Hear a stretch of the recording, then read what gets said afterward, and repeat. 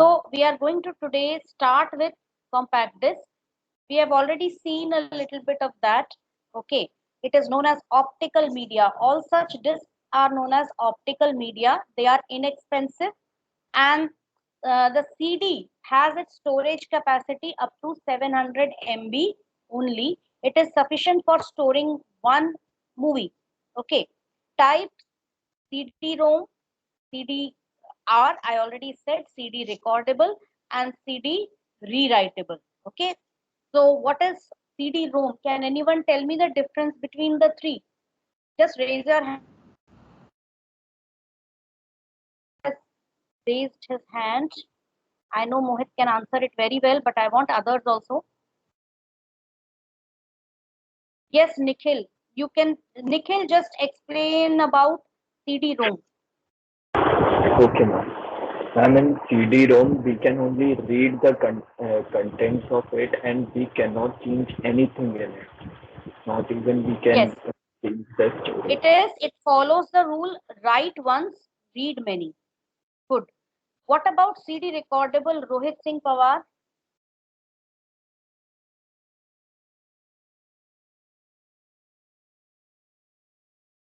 Okay, Mohit, you can answer. Yes, ma'am. Ma'am, in this we can change its content only one time, and ma'am, once we have changed it or ma'am we have altered it, we cannot do it again. And other time we can only read it only. Yes, in CD recordable, actually it is like the manufacturer gives you the blank CD. You can purchase the blank CD from the market, and you can, we normally use the term burn a CD, okay, for writing anything to a CD. So you write anything to the CD, and then you can see a slightly shaded portion in the CD that shows you that data has been written, and you can go on adding more data to it, but that makes the previous data hidden, that hides the previously written data. Okay.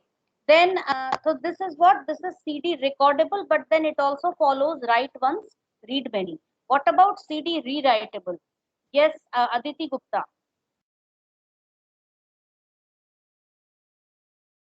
Aditi Gupta Yes, is ma'am. there? Yes, Ma'am, CD yes, yes. compared disk writable is an erasable disk. You can write on multiple times. Ma'am, we can write multiple. Yes, you can write and rewrite multiple times. When next time you write, the previous content is replaced by the new content. Okay, very good. So you people have understood this, and please remember that this is there in all. In DVD also, it's the same. That is, we have DVD ROMs, DVD recordable, and DVD rewritable. And in Blu-ray disc also, we have the same. Okay, so this is about CD. Then we come to a very important part: how data is read from a CD. So look at this small animation which I have created in PowerPoint. You can see a CD over here. It rotates at a very high speed, and this magnification shows you how data is written on the surface of the CD. You can see a lot of dots and dashes. So they are actually pits and lands which are created by burning the surface of CD with a laser beam. So if I just magnify this area, it looks like this. You have a laser emitter, you have a mirror, you have actually 2 3 mirrors in the CD drive. So here you get a lens, and now you can see the surface of the CD, how data looks like. Okay, pits and lands. Some are long, like lands are a bit elongated, and some are small parts of land. So the places where the land is not there, it is known as a pit. Okay, so it's not at it, the CD, CD or DVD, it rotates at a very high speed. So then what happens is the laser emitter emits laser beam which is focused by the different mirror on the surface of the CD. And this laser beam reads, it actually reads the pits and lands. And then this laser beam which is focused on the pits and lands, it is reflected. Okay. So this reflection, that is the one which is actually taken up by the sensor, And this is the thing which helps us to understand what data has been written onto the CD. Now, how data is written. First of all, look at this cross-section layer of CD. It consists of a protective acrylic layer, that is a kind of a polymer layer, and a polycarbonate plastic layer. Okay, and these are the two layers, and this thin line which you see, this is actually the CD surface on which data has been written in the form of bits and lands. You can see over here, this is a very close magnified view of the surface of the CD taken in a, in a cross-section view. Okay, so if you just break a CD and you take that view and magnify it, you will be able to see it this way. So you can see pits and lands, series of pits and lands, and this is the aluminum layer, the thin shiny layer inside the two layers, which is sandwiched between the two plastic layers. That is actually the layer used for burning the CD or for writing content on the CD. And you can see the label also. CD has a label which is usually at the top, okay, and the bottom layer doesn't contain any label. Now, laser beam is transmitted and focused on the aluminum surface. It passes through this plastic layer and it is focused on this aluminum surface and is reflected back. So the entire thing lies here, that is the way the laser beam is reflected back from the surface of the CD. That is the one which is used for interpreting data, interpreting zeros and ones. How it is done, that we'll see. So now I have even magnified the aluminum layer. These are the pits and these are the lands. Okay. Now see, laser beam is focused, it is reflected. This is the incident laser beam, this is the reflected beam. Again focused and reflected. Now you can see there is a considerable difference between the laser beam which is focused on an intersection between pit and land, and a laser beam which is focused on a continuous surface, whether it's a pit or a land. Right now this is the land, okay, so it is focused over here, it is being reflected in a very even manner, and here the way it is reflected is an uneven manner. So even more, I'll show it to you.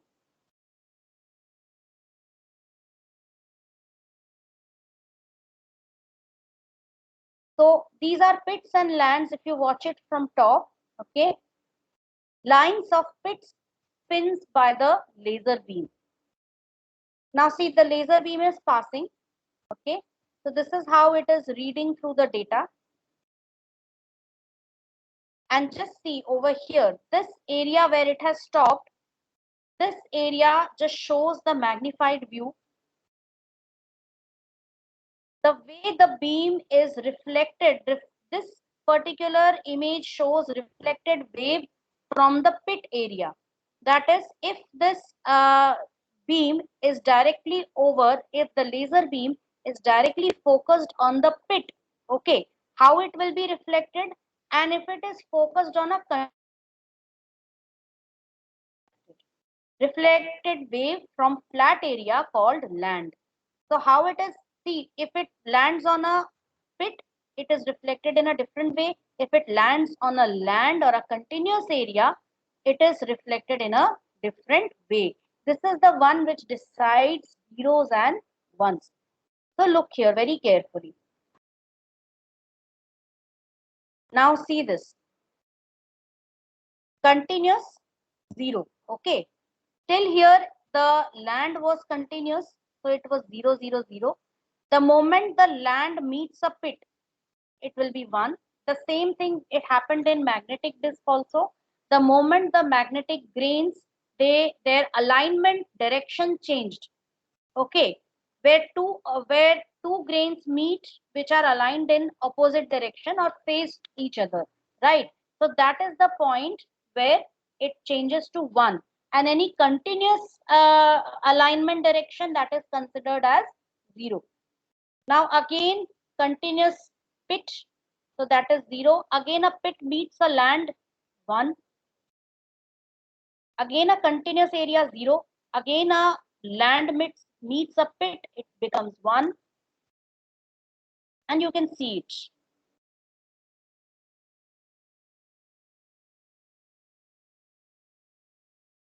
Did you understand this? How data is recorded and written onto the CD? If it is to Yes, be ma'am. 1, it means there has to be a difference. Okay, magnetic disk, two opposite, that is, it should be like this. In case of magnetic disk, it is like this.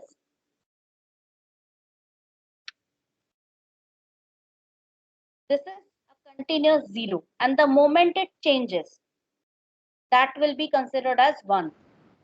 Yes, ma'am. Okay, अभी फिर 0 हो गया. Now again I am changing the direction. It will be 1.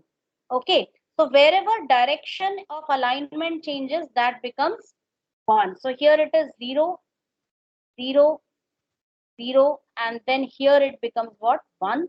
Then again 0, then again 0, then again 0, and then again where it is meeting, where it is changing direction, it becomes 1. So this is how data is written on a magnetic disk. This is for a magnetic disk. And the somewhat same pattern is used here. Pit, pit, pit, that means that is 0, 0, 0.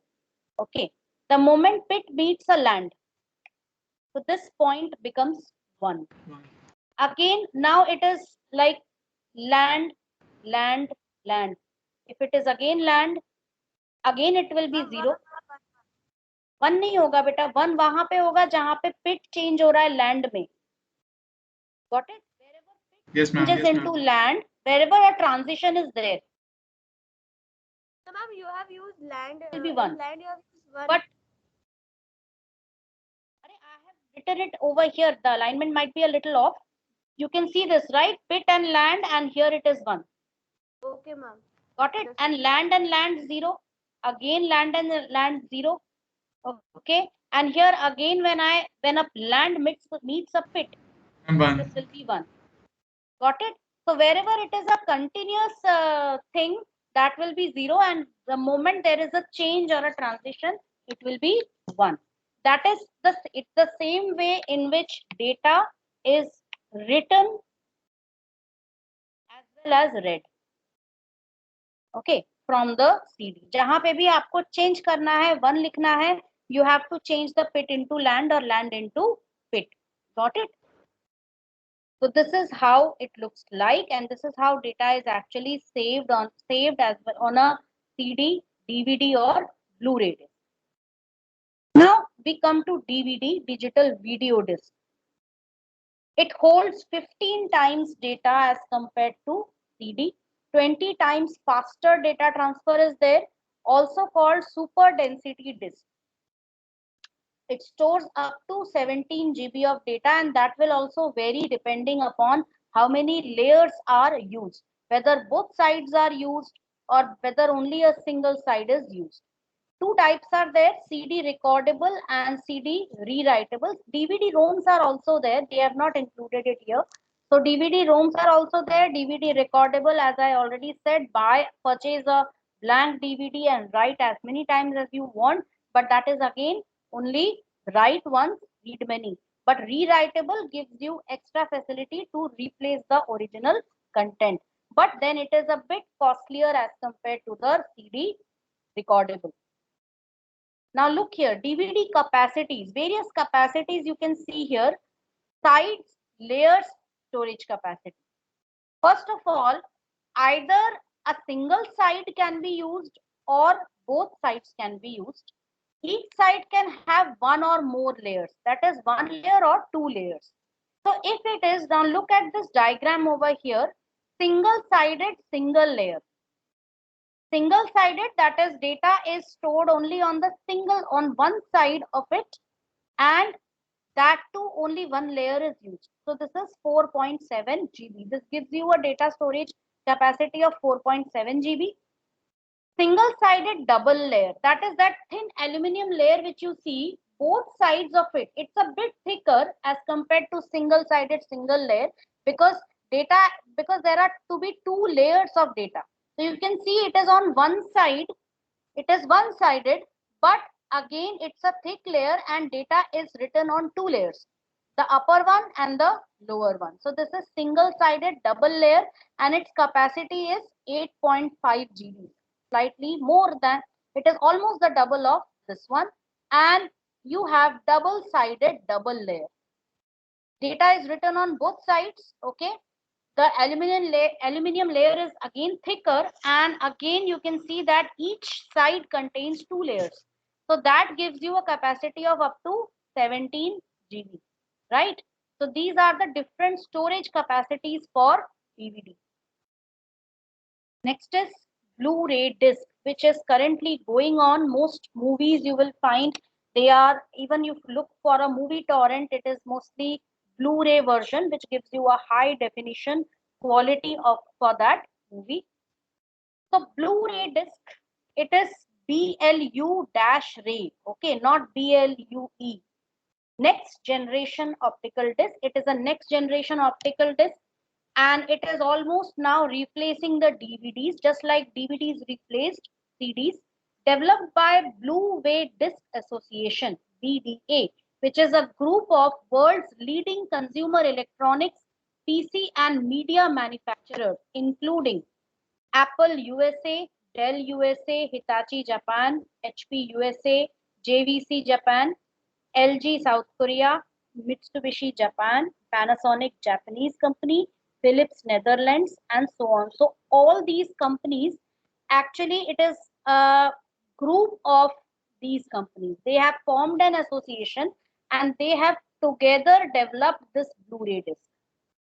Okay. And let's see how Blu-ray disc works. So now just look at this image very carefully, students. Read about that a little later. Just look at this image very carefully. CD versus DVD versus Blu-ray writing. What is the difference between the three? CD, it works on a 780 nanometer red laser. That is the, you can say the thickness of the beam, okay, thickness of the laser beam. And lens aperture is 0.45. Now you don't have to get into so much of details, just need to understand this one thing. You can just see this diagram over here, okay, the small area, concentrate over here. You can see that the tracks are quite far away from each other. This is one track, this is one track, this is one track. Tracks are quite far away from each other, and even the lands and pits are at a considerable distance. And you can see the distance between the two tracks is known as a track pitch, which is 1.6 micrometers over here. But in case of a DVD, you can see that the tracks are closely spaced. They are, the distance between the two tracks, that is the track pitch, is lesser as compared to CD. That is why more data can be stored on this, and also the diameter of this laser beam is less, because it can focus clearly on the closely spaced tracks, and even on that the closely spaced pits and lands. Pits and lands are also closer to each other, right? So here it uses a 650 nanometers red laser beam, which is like very much focused on this point, right? And lens aperture is 0.6. And here in case of Blu-ray, 405 nanometer blue laser. Now there is a difference between Blu-ray disc and CD and DVD. CD, DVD, they use red laser, okay, whereas Blu-ray disc uses a blue violet laser. That is because of the wavelength. Red color normally has the highest wavelength, right? Am I right? I'm getting a bit confused. Yes, Yes, ma'am. it has a very high wavelength, and that, and blue violet laser, it is not actually blue laser, it is blue violet laser. Please remember this for Blu-ray disc. Blue violet laser. Yes, blue violet laser, right? And it can focus on a very small area, and you can see what is the track pitch here. Now the track pitch is reduced to 0.30 micrometers, and you can see tracks are very closely spaced, and pits and lands are also very close to each other. So when pits and lands are very close to each other, the laser beam also needs to focus on that point. So you have to reduce its diameter also. 405 nanometer blue violet laser is used. Lens aperture becomes very small. You need an extra lens over here to focus it, and it is 0.8. Okay, and the you can see over here that this laser beam is now accurately able to focus on the small, very minute pits and lands, and this gives you a clearer picture of the difference in capacities, storage capacity between CD, DVD, and Blu-ray disc. And Blu-ray disc offers around up to 50 to 55 GB of storage, which is much larger as compared to DVD. To enable recording, rewriting, playback of HD videos, that is high definition videos. Normally high definition videos are 1080 pixels. Okay, 1080 pixels, right? And then you also have 2K resolution, you have 4K resolution. So all these are the different capacities or the different resolutions of high definition or HD videos, storing large amounts of data, 5 times the storage capacity of traditional DVDs, holds up to 25 to 50 GB on a single layer disk, and 50 to 100 GB on a dual layer disk. So you can just imagine how a Blu-ray disc has a huge capacity as compared to DVD. Use of advanced audio and video codec. Codec means some kinds of encoding technique is used to store data, which is, now see, audio and video is also what? It is data only. Some specific compression techniques are used for that, right? And also some advanced encoding techniques are used for these audio and video files. So for that purpose only, because Blu-ray disc supports, and basically Blu-ray disc support audio and video to a large extent. Use of blue violet laser for read and write, which has a very shorter wavelength, that is 405 nanometers. These days capacities can shoot up to 128 GB, right? So Blu-ray disc, one Blu-ray disc you purchase and you can use it as an external hard disk. But still Blu-ray discs are also slower. They are very slower as compared to your magnetic disk, as compared to your SSD, as well as your pen drives. Pen drives are faster as compared to them. But if you want to store anything permanently and you don't wish to change it, then Blu-ray disc is a very good option. Now we come to removable drives like pen drives. Multiple names are used to refer to pen drives: thumb drives, flash memory, USB memory, key memory, solid state memory. Okay, that is, they contain no moving parts, no lasers used. Used as removable drives. Cell phones, used as memory stick or memory card in cell phones, works like RAM.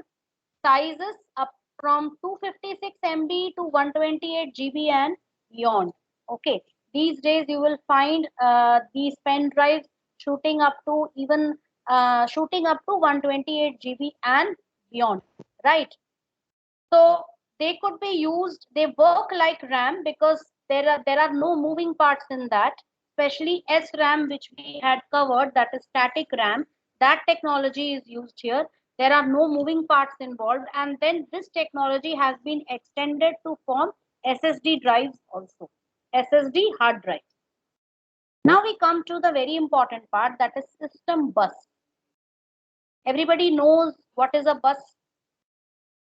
What do you understand by a bus? In your daily life, you see buses running on the roads, right? Yes, ma'am. What is the Ma'am, bus is used yes, to transport things and sometimes people. not sometimes, always, buses carry people and goods and commodities from one place to another, right? So their main task is to join two places and to carry something, right? Same way, in a computer also we have buses, which are used to carry data and signals from one part to other. You can see over here, system bus consists of three different types: control bus, address bus, data bus. Data bus is used to carry what? The data bits, zeros and which are in the form of zeros and ones. You type a letter, every character used in the letter, even a white space character, that will be converted into what? Zeros and ones. So that is the data. Address bus.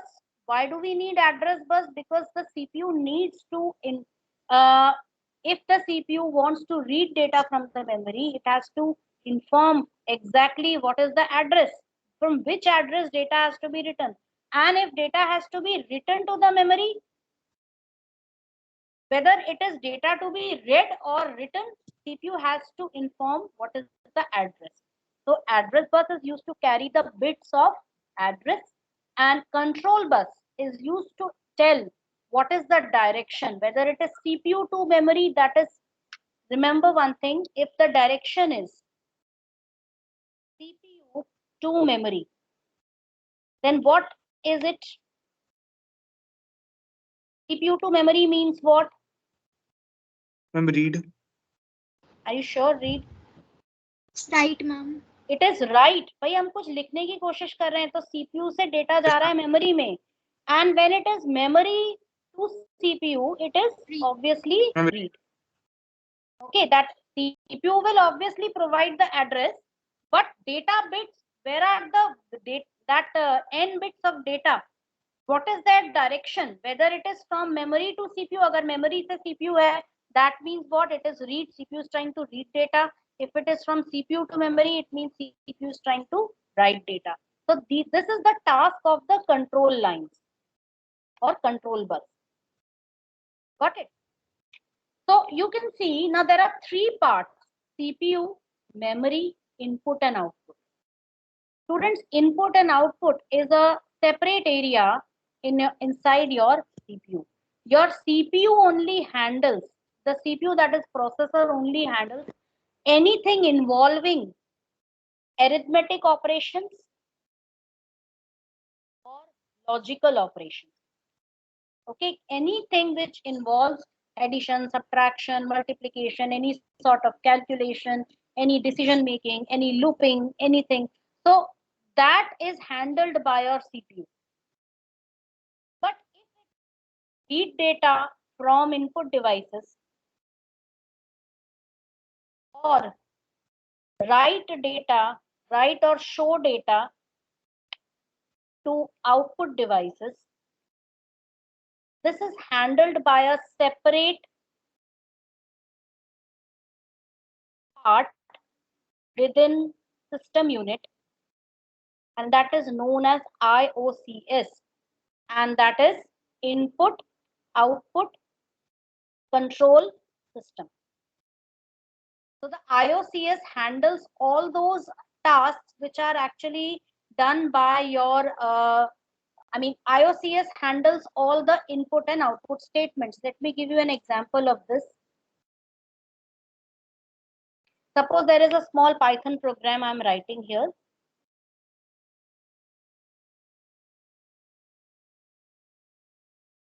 Please don't be confused, okay? Because Python, when we start, I will be teaching it from scratch.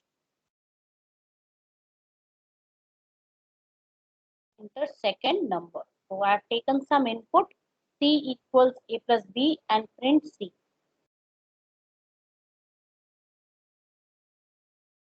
Right? So this is a small Python program I have written.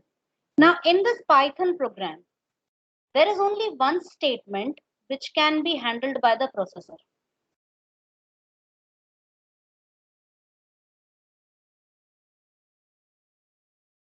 It is a processing statement. That is, only this one processing statement is there. ये एक ही statement है जो आपके processor के पास जाएगा. because it involves an addition operation, an arithmetic operation. What about the previous two statements, A and B? Firstly, data is read from the keyboard. Okay. User enters the data from the keyboard. Then the control unit guides this data to be saved in two boxes created in the RAM. Okay. First one is your A, second one is your B. This is A and this is B. Okay. And each of them will contain some data depending upon what the user enters. Suppose here the user enters 5 and here the user enters 4. Got it? So this data is now saved in the memory. So these two statements which you are seeing here, they are input statements. Okay, where data is read from the user console, that is the keyboard, right? And this statement which you see, print sum is C, this is your output statement. So these both statements are not handled by the CPU. Input statements and output statements are handled by IOCS, that is input output control system. Only this processing statement is handled by the processor of your computer, that is the CPU. I hope this was clear to everybody. Yes, ma'am. Yes, ma'am. Yes. Yes, ma'am. Fine. 3 minutes more. Do not leave the class, students. I'll take the attendance at the end of the class. Nobody will leave until and unless you give the attendance. Okay. It is an electronic pathway composed of cables, connects major components. You might have seen thick ribbons within the CPU box consisting of many parallel wires. Those are buses. Those are the actual system buses. Okay. They connect major components, consist of data bus, control bus, and address bus, and IO bus, that is input output bus, which are used for carrying out all the input output functions. So that was all about our computer, desktop, laptop, PDA, tablets, and so on. Now we come to mobile system organization. Modern mobiles are tiny computers in your hand, right? So how a mobile is organized, what is the mobile system organization, what is the internal architecture of a mobile system, that we are going to see here. So just take a look. First, we have a communications processor, which is also known as a digital signal processor. This communications processor is connected to APU, which is an application processing unit, and also connected to GPU, which is graphic processing unit, because of which you are able to see high-end graphics on your mobile, and application processing unit, which handles all the apps which you run on your mobile. Okay, and communications processor is for placing calls, receiving calls, making calls, sending SMS, right? So these two, they constitute the CPU of your mobile phone, right? Then this is connected to storage. Storage can be internal storage also, and it has a slot for external storage. That is, if you want to add more storage to it, you can purchase a micro SD card, that is a memory card, and install it inside. So that becomes your external storage, and your phone storage becomes the storage. APU is connected to display subsystem, that is your screen. It also has a touch sensitive interface, that is, it has a touch screen also. So that touch screen gives you a keyboard and a display screen. So that same display subsystem works as your input as well as output device. APU and display subsystem are connected to camera unit, image signal processor, because you can take photos also from the camera.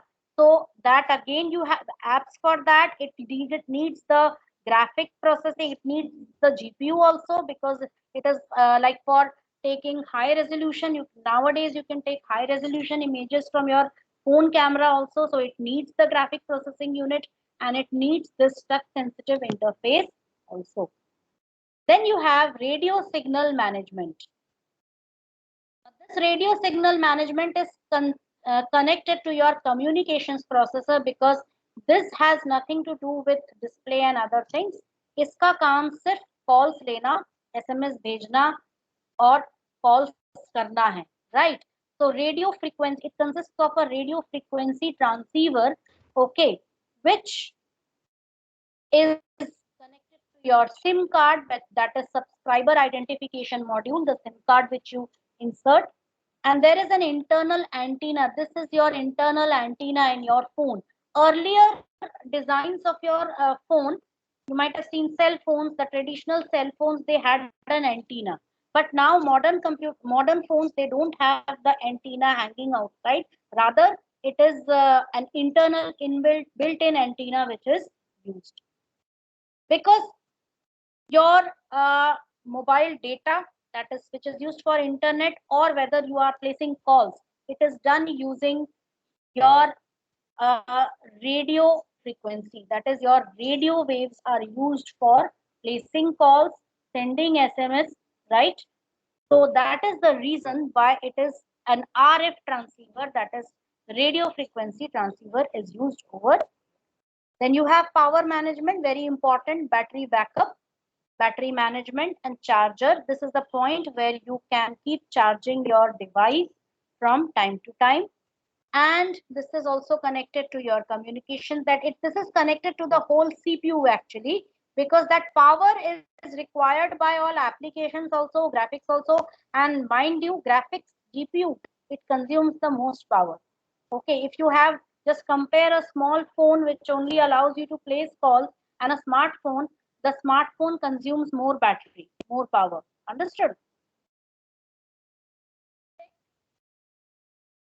ADC and DAC, audio and subsystem. So this is for mic.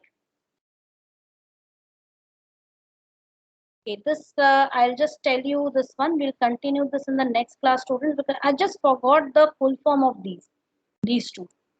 One is for audio, that is your audio comes from outside, from the mic, and it is converted, it is sampled, it is converted into digital form, it is converted into digital sound, and it is again some codec, some encoding technique is used, which goes into the communications processor.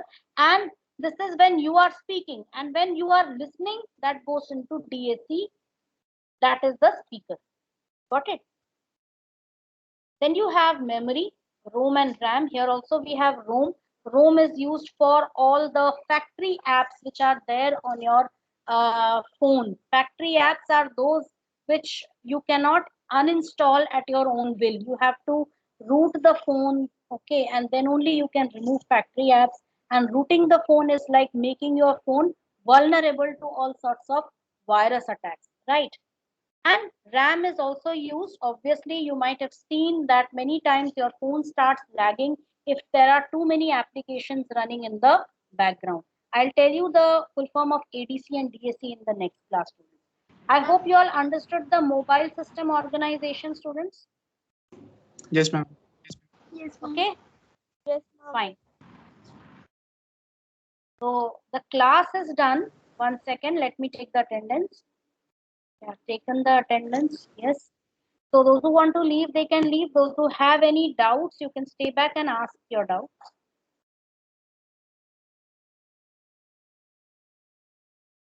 Bye, ma'am. Bye bye. Thank you, ma'am. Have a good day, ma'am. Thank you. You too have a good Thank day. you, ma'am. Thank you.